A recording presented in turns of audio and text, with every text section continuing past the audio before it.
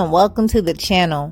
When I think of Jim Crow, I think of the 1960s when blacks and whites were separated and they had like separate water fountains and separate restrooms and separate everything, and they didn't seem to be treated equally. Even though they said separate but equal, they didn't seem to be treated equally, and I felt like the white people had more access to better things than the black people, and the black people kind of had like the hand-me-downs and the old school books or no school books at all and things of that nature. So anyways, now in Mississippi, they're supposed to be passing the new Jim Crow era laws. So I just wanted to post this video and let me know, do you think you are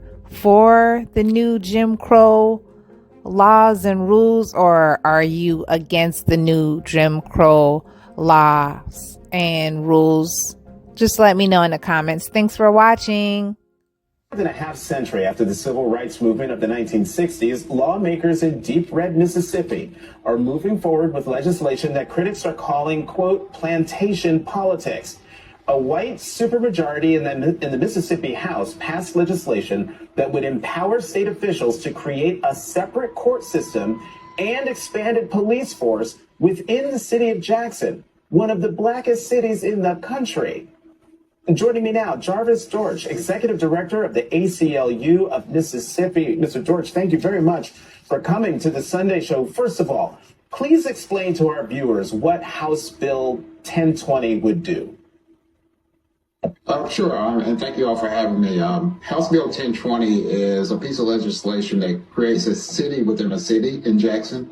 It takes an existing district which was passed about 5 years ago to add infrastructure funding around the Capitol, around state-owned buildings. It expands that district to include much of Northeast Jackson, which is the wealthiest part of the city, the part of the city with the highest white population. It expands that and creates a new judicial system within that district, and also gives the Capitol Police Force power to enforce laws within that district. With this judicial system, it also allows for white appointed officials to make appointments to new judges, prosecutors.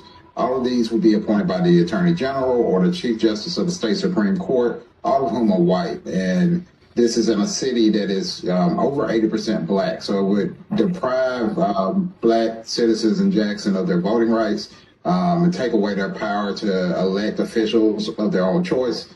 It would definitely create a city within a city where, Jackson residents are going to feel like second-class citizens.